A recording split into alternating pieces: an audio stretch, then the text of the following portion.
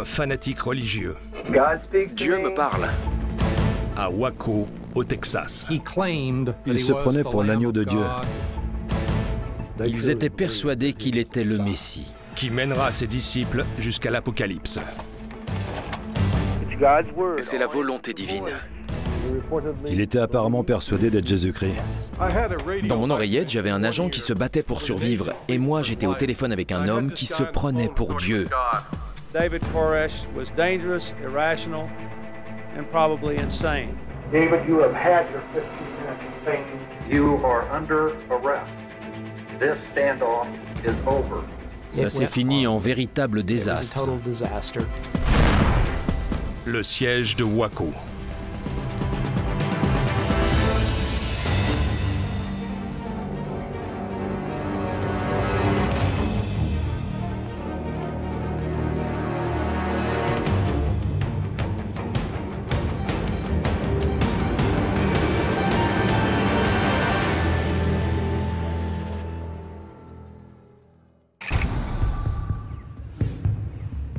La ville de Waco au Texas est une bourgade modeste et sans problème, entourée de larges exploitations bovines.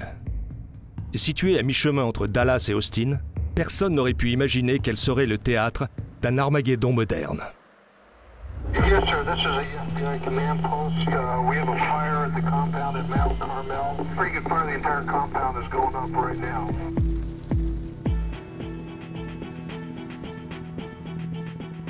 Une fusillade meurtrière suivie d'un siège de 51 jours au terme duquel 78 personnes ont perdu la vie dans un gigantesque incendie. Des caméras du monde entier suivent les événements en direct. Au terme de cette tragédie, deux questions se posent. Qui a tiré en premier? Qui est à l'origine de l'incendie? Une histoire somme toute banale au départ. En 1935, un groupe religieux s'installe à Waco. Cette déclinaison de l'église adventiste du 7e jour se faisait appeler les Davidiens. Pendant longtemps, il n'y a rien eu d'anormal. Ils étaient souvent perçus comme un groupe un peu étrange, mais sans danger. Les adeptes ne restaient qu'entre eux.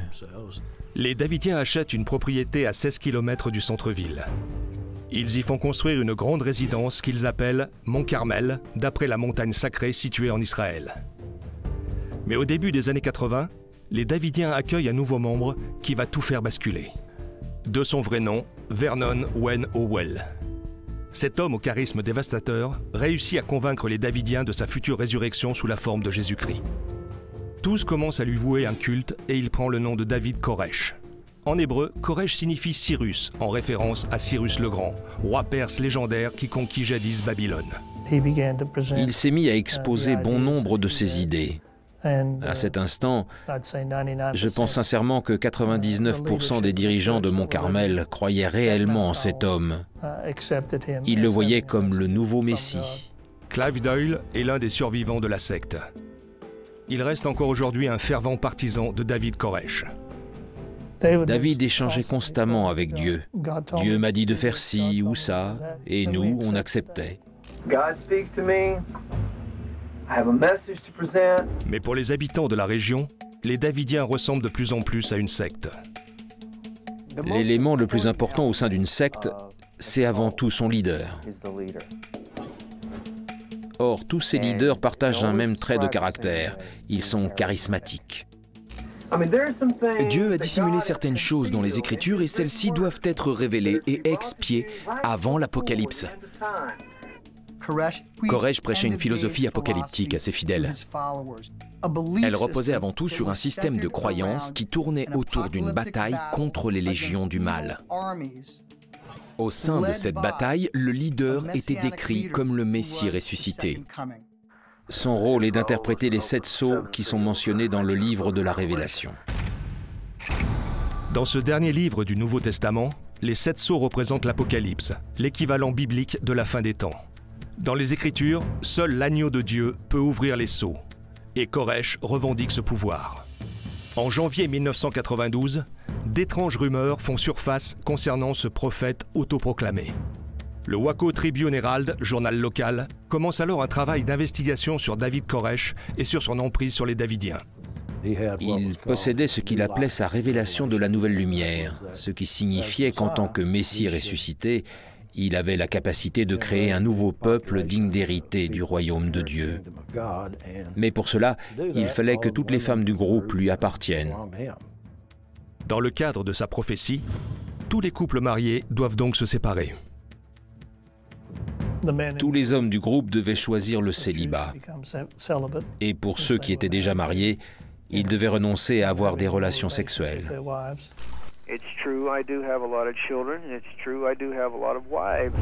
Mais Koresh ne s'arrête pas là. Quand David a commencé à enseigner, il tentait de prouver que Dieu demandait aux prophètes de faire des choses qui pouvaient paraître un peu étranges. Nous savions qu'il avait agressé sexuellement des jeunes filles, dont la plus jeune avait 12 ans.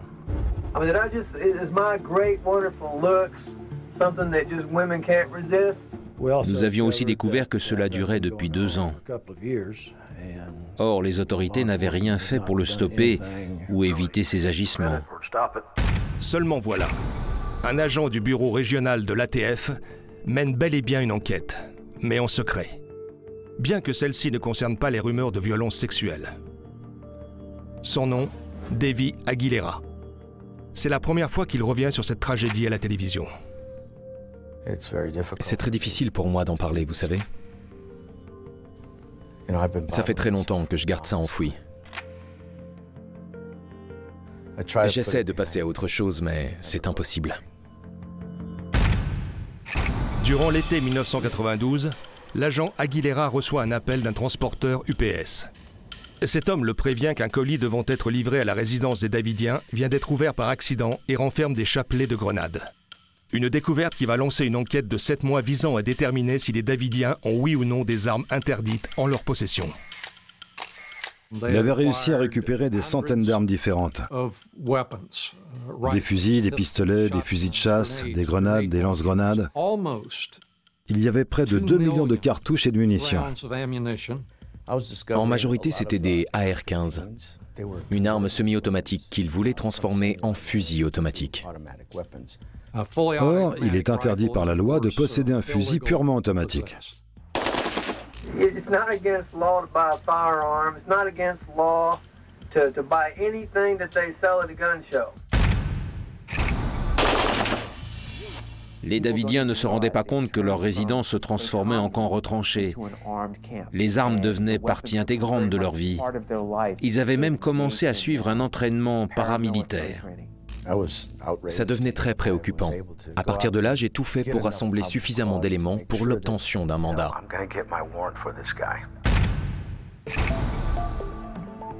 En janvier 1993, l'ATF décide de louer une maison en face de la résidence. Certains agents s'infiltrent dans les rangs des fidèles en se faisant passer pour des étudiants. On avait un homme infiltré dans la secte, l'agent Robert Rodriguez. Il a réussi à rencontrer et même à communiquer avec David Koresh. Koresh ne cherche à dissimuler ni son arsenal ni ses intentions. Il n'arrêtait pas de dire « J'en ai rien à faire de ce que pense l'ATF. Je suis dans mon bon droit. Il n'y a rien d'illégal à posséder des armes. Personne ne va me dicter ce que je dois faire. » Là, ça devient dangereux. Si dès le départ, on a un système de croyance qui repose sur l'arrivée de l'Apocalypse, et qu'on y ajoute un leader prêt à mourir pour sa cause et emporter tous ses fidèles dans sa tombe, on court à la catastrophe. Si on permet à un homme d'aller au bout de sa volonté, ça ne finit jamais bien. Peu de temps après le début des opérations, David Koresh décide de ne plus quitter sa résidence, de peur d'être arrêté. On avait compris dès le début qu'on était surveillés. Après un mois de surveillance, l'agent Aguilera réussit à obtenir un mandat de perquisition pour Mont-Carmel ainsi que la garde à vue de David Koresh. Les agents présentent ce mandat le dimanche 28 février. La veille, le journal Waco Tribune Herald vient de publier son enquête. Elle détaille très précisément les événements et a pour titre « Le Messie pécheur ». L'article annonce également un raid de la police imminent. Un de nos journalistes avait appris, grâce à l'une de ses sources, que l'ATF avait prévu de lancer une opération. Donc on a tout fait pour avoir au moins une équipe sur place, pour couvrir l'événement, quoi qu'il arrive. L'opération de l'ATF doit débuter par une entrée en force. Pas moins de 75 agents se dissimulent dans des remorques en vue de la descente. Comme le veut leur mandat, ils espèrent arrêter Koresh, fouiller les lieux et saisir toutes les armes. Ça aurait marché si nous n'avions pas été repérés. Malheureusement, l'opération a fuité. Ce matin-là, un caméraman du journal local se perd sur la route qui mène à la résidence des Davidiens.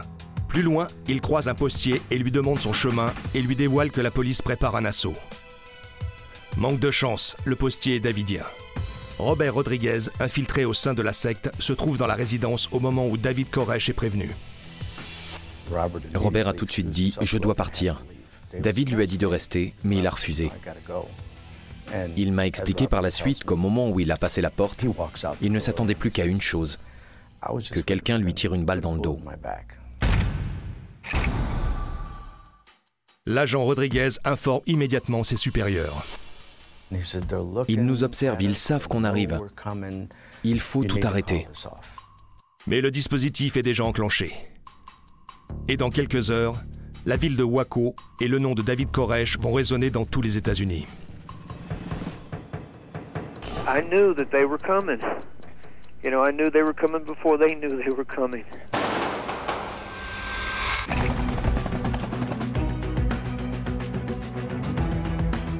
Le matin du dimanche 28 février, l'ATF lance une vaste opération sur la résidence des Davidiens dans la banlieue de Waco au Texas. Une opération vouée à l'échec. Son nom de code, Opération Showtime. La principale préoccupation des agents en première ligne, c'était les enfants. Ils avaient des friandises sur eux, du chocolat. C'est Roland Ballesteros, un agent de l'ATF, qui a la lourde tâche de délivrer les mandats en personne. Il n'atteindra jamais la porte d'entrée. Ils ont commencé à tirer de derrière la porte. Roland a perdu un doigt.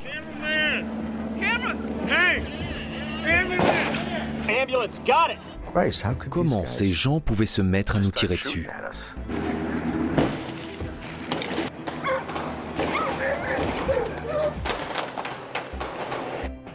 Je n'oublierai jamais cette matinée du 28 février 1993. Byron Sage, un négociateur aujourd'hui à la retraite, est le premier agent du FBI sur les lieux. Il arrive 1h15 après les premiers coups de feu. Je suis arrivé peu après 11h du matin. Les tirs fusaient encore de partout, c'était assez impressionnant.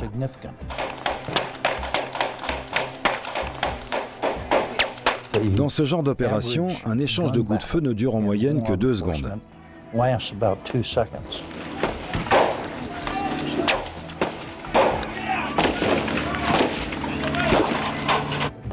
Alors que là, la fusillade durait déjà depuis au moins une bonne heure. Certains ont riposté, je ne dis pas le contraire. Ils ne nous faisaient pas confiance, et nous non plus d'ailleurs, parce qu'ils continuaient aussi à tirer. Les balles fusaient de tous les côtés de la résidence. L'agent du FBI, Bob Ricks, est mandaté par le gouvernement pour mettre un terme au blocus. À son arrivée, les agents de la brigade ATF sont sous le choc. Ils avaient l'air désespérés, complètement abattus, totalement découragés. Ils venaient de passer une journée atroce, mais avaient été forcés de battre en retraite et de quitter les lieux de la fusillade. Notre priorité était avant tout de stopper tout excès de violence. Il fallait éviter des réactions émotionnelles. Alors que des tirs continuent d'être échangés, Gene Cavano, un agent de l'ATF, est déjà en communication téléphonique avec les Davidiens et demande un cessez-le-feu. Les balles fusaient de partout. On avait tellement d'agents blessés qui se tenaient au milieu de la fusillade. J'ai appelé la résidence et c'est Steve Schneider qui a décroché. Steve Schneider était le bras droit de David Koresh. Il s'est mis à hurler au téléphone que nous n'avions pas le droit d'être ici et que nous devions évacuer les lieux immédiatement. J'essayais de rester calme et je lui disais « Steven, il faut qu'on parle, il faut qu'on trouve une solution ». Stoppez la fusillade. Il y a des morts et des blessés. Jim Cavanaugh se retrouve rapidement en communication avec David Koresh. Tout va bien, si vous et moi on peut échanger, c'est le plus important. Parce que vous aimez ces gens, vous êtes quelqu'un de sincère et d'honnête. Oui, bien sûr, voilà. Dans mon oreillette, j'avais un agent qui se battait pour survivre. Et moi, j'étais au téléphone avec un homme qui se prenait pour Dieu. Checking now our top stories on Prime News. In Waco, Texas, at least 4 federal agents are dead and 14 are injured in a shootout with members of a religious cult. Les négociateurs n'obtiennent un cessez-le-feu qu'au bout de 2 heures et demie. Dès lors, l'équipe de l'ATF n'a plus qu'à ramasser ses victimes tout autour de la maison. Le bilan est terrible. La scène ressemble à un champ de bataille. Quand je suis arrivé sur les lieux, l'atmosphère était extrêmement tendue. C'était la désolation. Quelques heures plus tard, des dizaines d'agents du FBI débarquent sur les lieux. L'agent Randy Parsons a été spécialement dépêché de Washington. Ses collègues et lui ne sont pas là que pour assister les opérations. Le FBI prend le relais. Mais ce n'est pas de gaieté de cœur. La situation était particulièrement délicate parce qu'à l'ATF, les pertes étaient très lourdes. C'étaient leurs hommes sur le terrain. Ils ont vu leurs propres agents mourir sous les balles des Davidiens. Très vite, on leur annonçait que c'était nous qui prenions les commandes de l'opération. Ça a été un vrai coup dur pour eux. À ce moment-là, c'était vraiment devenu personnel. Beaucoup de frustration. Pour moi, c'était un peu comme si tout d'un coup, ils débarquaient de nulle part en disant « Allez, on prend le relais, merci beaucoup ». Mais c'était la meilleure chose à faire puisqu'il est impossible de savoir ce qu'on aurait été capable après ce que nous venions de vivre.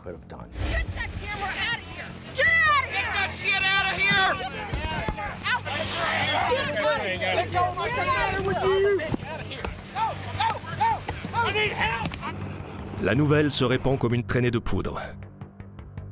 Une meute de journalistes fond sur Waco et ils veulent des réponses. Dès les premières minutes, une question est sur toutes les lèvres. Qui a tiré en premier? Lorsque nous sommes arrivés devant la porte d'entrée, les Davidiens ont ouvert le feu. Et je ne laisserai jamais personne dire le contraire. Seulement voilà, lors d'une interview téléphonique après la fusillade, Koresh nie fermement les faits. They started firing at me. And so then what happened was some of the young men and stuff started firing on them. They fired on us first. Non, c'est faux. Ce sont eux qui ont tiré. Si je pensais qu'un de mes agents était capable de tirer sans raison sur des civils, je vous rendrais tout de suite mon badge. C'est totalement faux. La seule personne qui saura jamais ce qui s'est vraiment passé, c'est celle qui a tiré en premier. Personne n'aurait pu envisager que cette fusillade n'était que le début. Le siège durera en tout 51 jours avant que la maison soit ravagée par les flammes dans une vision d'apocalypse.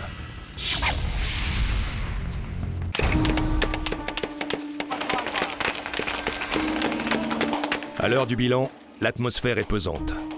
Ce qui devait être une perquisition minutieusement préparée à l'avance a tourné au désastre. 4 agents de l'ATF ont trouvé la mort. 16 autres sont blessés et il est impossible de connaître le nombre de victimes de la communauté davidienne, ni de savoir si Koresh est toujours en vie. At this hour, FBI agents are negotiating with the cult leader. He reportedly believes he is Jesus Christ. Mr. Koresh, how are you doing? Third of Midland. I understand you've been wounded. Would you describe your condition? Weakening. Are you shot, sir? Yes, I am. On a pu rapidement communiquer avec lui.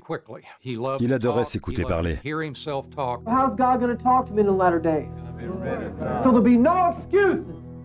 Il ne refusait jamais le dialogue. Le problème, c'est que nos discussions étaient totalement stériles. On n'avançait pas. There's a lot of children here. I've had a lot of babies these past few years. Is it true, David, that one of the children, a 2-year-old, is dead? Yeah, that's true. Il était très calme. Si calme qu'on s'est tout de suite demandé à quel type de personnalité on avait affaire et comment on allait le gérer. Here we are at the day of the Lord. God will make inquisition for blood. What's not today, David? Oh, it is. À l'intérieur, les Davidiens ont assez de vivres pour tenir jusqu'au bout. En plus de leur arsenal, ils ont stocké des MRE, des rations militaires prêtes à l'emploi. On a vite compris que nous avions affaire à plus d'une centaine d'individus retranchés dans une véritable fortification. Ces personnes n'étaient pas ici contre leur gré. Elles soutenaient un homme qu'elles estimaient être leur Messie.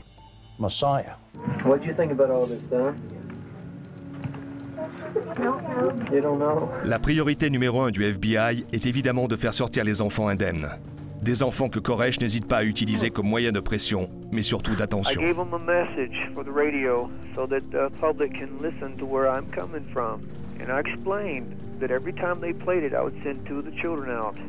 Les radios passent le message plusieurs fois dans les heures qui suivent. And remember, the most fearful warning ever given to man in Scripture is the warning found in Revelation 22. Dès la fin de l'après-midi, on a commencé à faire sortir des enfants. Dans les jours qui suivent, David Koresh relâche plus d'une dizaine d'enfants accompagnés de quelques adultes. Mais le blocus continue. Le troisième jour, Koresh conclut un second accord avec les négociateurs. S'ils acceptent de diffuser un sermon d'1 heure sur les chaînes nationales, il se rendra dans le calme avec tous ses fidèles. If they'll show me and show the world what the 7 seals are and where they're at in the prophecies, then I'll be satisfied. And then we'll all come out to you. Le FBI accepte. Le sermon a été diffusé dans l'après-midi autour de 15 heures. Il a duré environ 1 heure, puis on a commencé à attendre ce qu'il nous avait promis.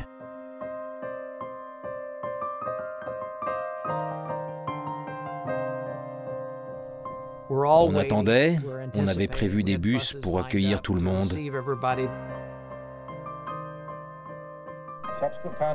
David Koresh nous a informé qu'il avait reçu un message de Dieu lui demandant d'attendre.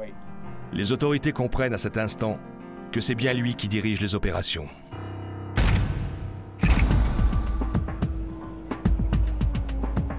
Lorsqu'on s'est retrouvé face à un homme qui affirmait être en communication avec Dieu et que celui-ci lui avait demandé d'attendre, on a compris que rien ne se ferait dans les règles.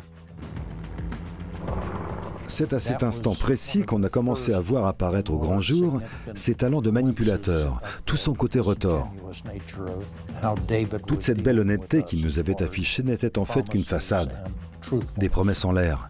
Are you a patient person? Yeah, I'm really patient. You're going to see patience because the only thing that we're going to do is sit and wait. Je pense que c'était notre dernière chance de réussir à le faire sortir. Il était épuisé, blessé, il souffrait. Cela faisait 3 jours que l'on négociait avec lui, c'était notre seule chance. Mais au dernier moment, il a changé d'avis.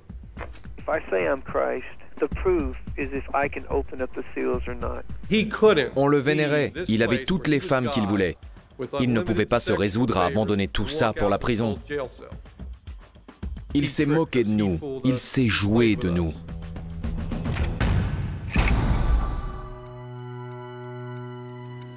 Le 6e jour du blocus, une autre enfant sort de la résidence avec un morceau de papier attaché à sa veste. Sur le papier, il est écrit « Une fois que les enfants seront sortis, les adultes mourront. » C'est la dernière qu'on a sauvée. 21 en tout. Et je ne remercierai jamais assez le ciel de nous avoir permis d'épargner la vie de ces pauvres enfants. 27 enfants sont toujours à l'intérieur de la résidence. On a insisté encore et encore. Mais il a fini par se mettre en colère. Il a coupé court à toute communication avec les négociateurs. Il criait « Vous ne comprenez pas, ces 27 enfants sont mes enfants. Ils ne sortiront jamais. » C'était le début de l'Armageddon. Tension is high in Waco, Texas. 4 federal agents and at least 10 cult members are dead. Dès les premiers jours du blocus à la résidence des Davidiens, l'objectif est simple, protéger les enfants. Nous tentions de parler avec le plus d'enfants possible, voir leur visage et, si possible, discuter un peu avec les mères, afin de savoir si oui ou non elles étaient retenues contre leur gré. Pour cela, les agents du FBI cachent des micros dans des briques de lait qu'ils font parvenir à la résidence. Ils fournissent également à David Koresh une caméra afin qu'il puisse enregistrer des images des enfants et permettent aux membres qui le souhaitent de diffuser un message. This is mine. Say hello. Real loud. Hello. Okay. Are you thankful for the milk? Thanks for the milk. Ce qu'on voulait, c'était en savoir le plus possible sur les fidèles. Leur état de santé, par exemple, ou leur morale.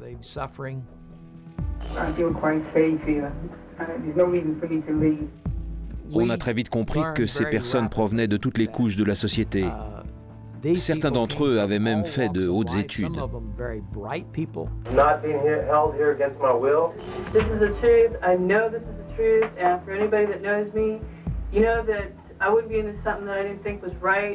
En tant que négociateur, on a pris un peu de recul et, bon sang, comment un seul homme peut-il exercer un tel contrôle sur tout le monde à l'intérieur?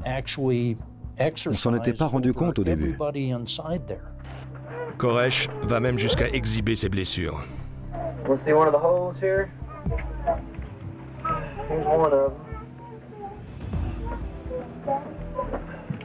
That look nice? It's kind of painful.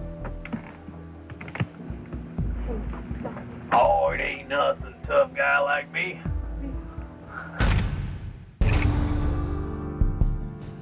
Deux semaines après le début du siège, Janet Reno prend ses fonctions de procureur général des États-Unis. Après avoir été informée de la situation à Waco, elle décide de soutenir le plan du FBI et d'attendre patiemment que la crise se tasse. As the siege entered its third week, the FBI turned up the heat. Mais rien ne les oblige à rester passifs. Les autorités bombardent la résidence de lumière et de bruit.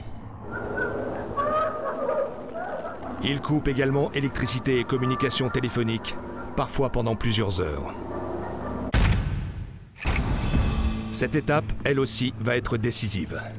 L'unité tactique du FBI déploie des chars d'assaut pour une démonstration de force.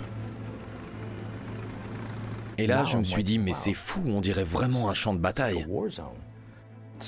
Pendant le siège, on avait beau faire ce qu'ils nous demandaient, ça ne changeait rien.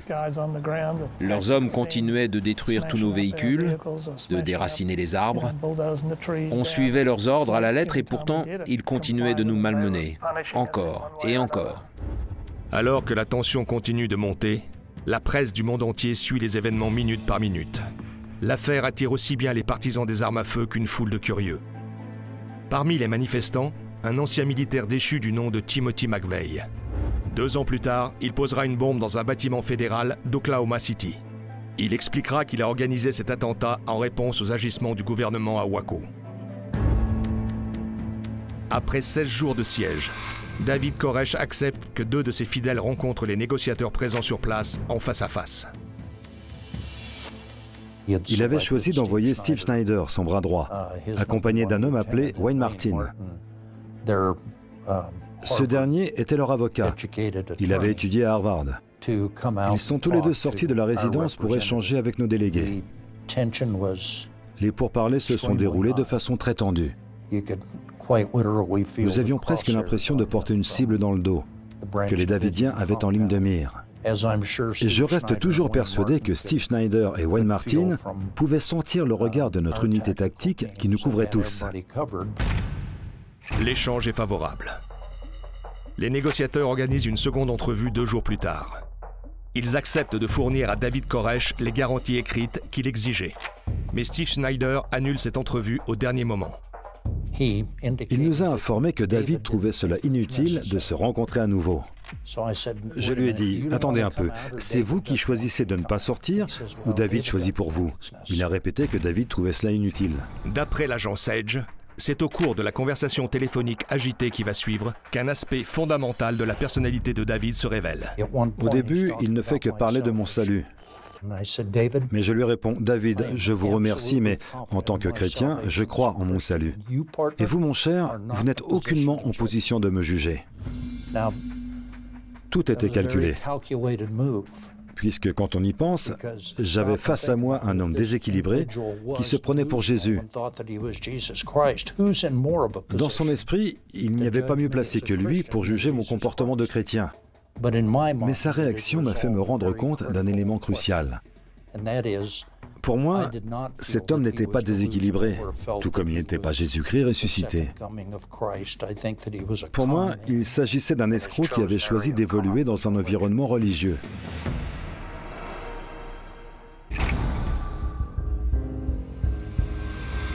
« 46 jours après le début du siège de la résidence des Davidiens, les négociateurs du FBI sont dans une impasse. Les pourparlers ne mènent à rien. Les agents acceptent finalement que David Koresh, le leader des Davidiens, échange en face à face avec son avocat au sein de la résidence. J'espère que ça va pouvoir faire avancer les choses, afin que nous trouvions une solution à ces événements, dans les plus brefs délais. Après son entretien avec les avocats, David a indiqué qu'il allait se lancer dans l'écriture d'un manuscrit. Il y expliciterait la signification des 7 sceaux. Ce manuscrit était censé prouver à tous que David Koresh était bel et bien l'agneau de Dieu. Le leader informe tout d'abord les autorités que son processus d'écriture va durer 2 jours. Puis, il change d'avis et annonce 2 semaines, et pour finir, 1 an. Si nous avions constaté de véritables avancées concernant ce manuscrit, nous aurions attendu. Mais ce n'était pas le cas.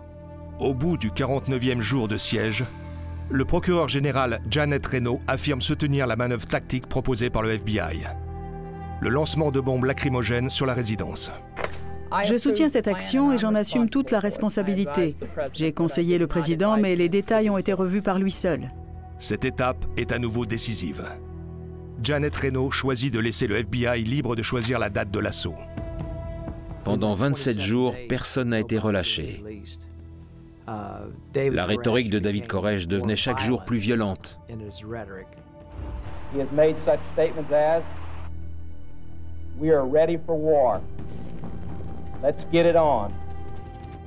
Une décision a finalement été prise quelques jours plus tard, le 18 avril. Nous avions assez repoussé cette offensive. Nous avions assez entendu de mensonges fallacieux de la part des membres de la secte. Il était grand temps de lancer notre nouvelle tactique, une bonne fois pour toutes. Le 51e jour du siège de Waco, le FBI décide de lancer un assaut ayant pour objectif de mettre fin au blocus. À l'attention de David Koresh et des individus présents dans la résidence des Davidiens, nous vous informons que nous plaçons du gaz lacrymogène dans les bâtiments. J'ai appris le jour même. Ils allaient utiliser du gaz. Je me suis dit, ils vont les faire sortir comme ça? Évacuez les lieux immédiatement.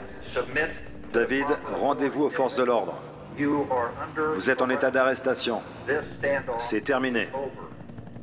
Je pense que ni le FBI, ni la brigade de l'ATF, ni aucune des personnes présentes ne pouvaient envisager et encore moins contrôler ce qui allait finalement se passer. La seule chose que nous pouvions véritablement contrôler, d'après moi, était le moment où tout allait se terminer. Il est tout à fait possible que David Koresh ait décidé dès le départ de la façon dont il allait mettre fin à ce blocus. Il préférait détruire son groupe de fidèles plutôt que de céder à la pression des armées du mal et du gouvernement américain. Ça ne va pas s'améliorer, croyez-moi. Ça ne peut plus qu'empirer. David, vous avez eu vos 15 minutes de gloire. Maintenant, il est temps d'évacuer les lieux. Nous avons voulu miser sur une chose. Le fait que lorsqu'un parent voit que son enfant est en danger, il serait capable de remuer ciel et terre pour le mettre en sécurité. Nous avions tort. L'apocalypse commence alors en tout début d'après-midi. Une traînée de fumée s'échappe d'une fenêtre de la résidence. Les instructions que je donnais au mégaphone ont changé du tout au tout. Ce n'était plus des instructions, je le priais simplement d'arrêter. David, ne fais pas ça. On a commencé à voir des flammes s'élever. J'espérais simplement qu'il fasse sortir les enfants.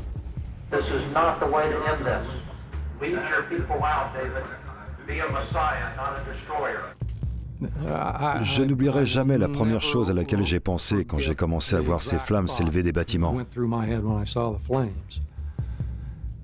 Dieu merci, les mères vont pouvoir faire sortir leurs enfants. Donc nous avons attendu et attendu et attendu encore. Mais personne n'a quitté la propriété. Les caméras du monde entier diffusent cet événement en direct. Regarde-moi ça, c'est incroyable!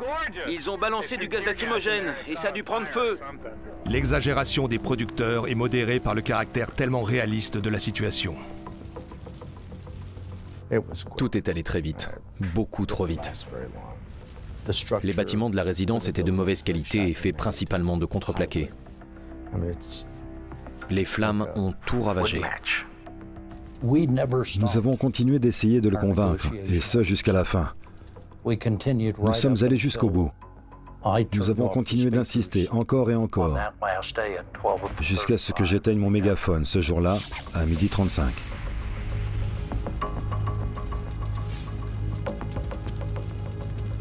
Tout le monde pleurait. Chacun repensait aux enfants. Nous savions qui ils étaient, nous les avions vus. Nous avions passé tout notre temps à essayer de les sauver. Et tous nos efforts sont restés vains. Nous savions qu'ils étaient en train de mourir à l'intérieur et nous ne pouvions plus rien faire.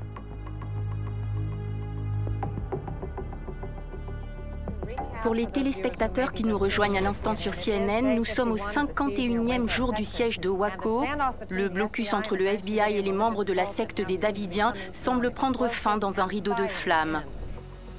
Je n'avais jamais envisagé le fait que David Koresh finisse par mettre en œuvre sa prophétie, mais il l'a fait.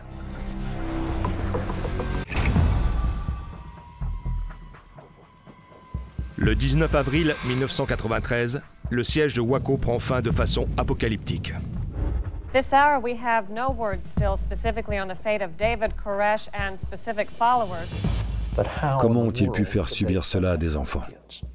9 personnes ont réussi à s'enfuir, mais aucune d'entre elles n'a emmené d'enfants. Clive Doyle est l'un des survivants de l'incendie de Waco. Mais il a quitté les lieux en laissant sa fille de 18 ans. Elle était l'une des jeunes épouses de David Koresh. On culpabilise et on se dit « Pourquoi je ne suis pas allé la chercher? Pourquoi je ne l'ai pas sauvée, ni elle, ni personne ?» Ça ne quitte pas mon esprit. Les gens réagissent de façon étrange dans un incendie.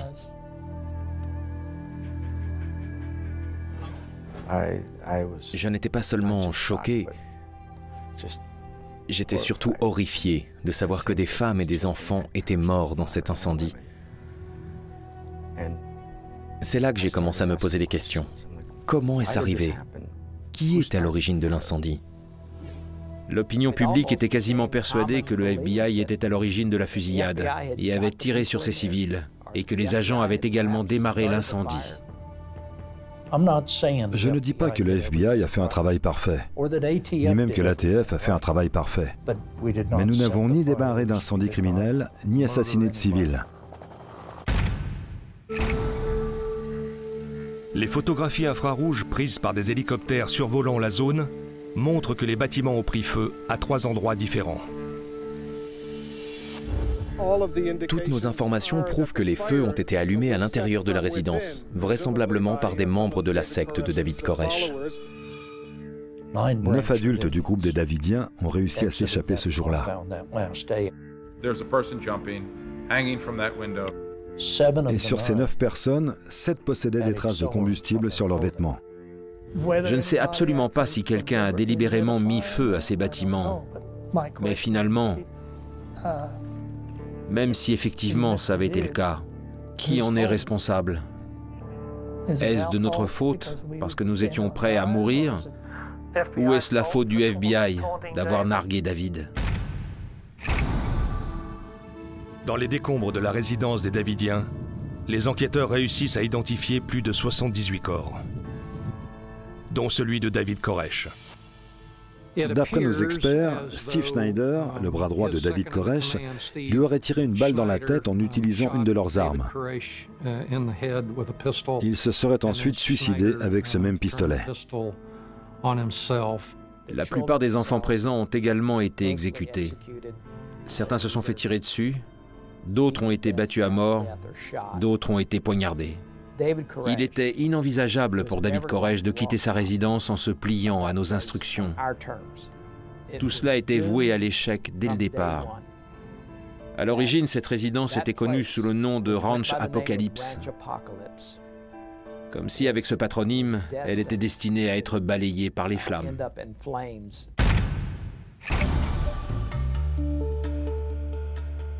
À la suite de cette tragédie, l'expression « plus jamais Waco » est devenue un cri de ralliement pour les agents de l'ATF. La brigade a amélioré ses méthodes de collecte d'informations et de reporting. Sa politique de décision concernant les incidents sur le terrain a également évolué. Le FBI a changé lui aussi. Un groupe d'intervention et de gestion des crises a été créé pour assurer une coordination parfaite entre les négociateurs et l'unité tactique. J'ai pris cette décision et j'en assume l'entière responsabilité. Et que personne ne m'accuse jamais de vouloir fuir devant une décision que j'ai prise grâce aux informations que je possédais. Pour Janet Reno, les événements de Waco ont été un test arrivé trop tôt. Malgré de nombreuses critiques concernant sa prise de décision, elle est restée en fonction jusqu'en 2001.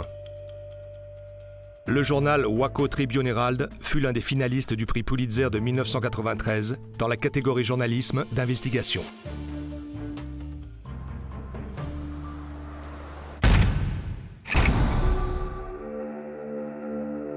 Aujourd'hui, on compte 3 monuments aux morts dans la banlieue de Waco. L'un en mémoire des personnes tuées dans l'attentat d'Oklahoma en 1995. Le second a été construit pour les 78 Davidiens morts en ce terrible jour d'avril 1993. Le troisième monument est le plus petit, mais il rappelle les noms des 4 agents de l'ATF morts lors de la fusillade du 28 février 1993. Robert John Williams, Todd McKeon, Steve Willis et Conway le Bleu. Ce sont des héros. Lorsque j'entends les airs des clairons ou des cornemuses, je fonds en larmes. J'emporterai cela dans ma tombe.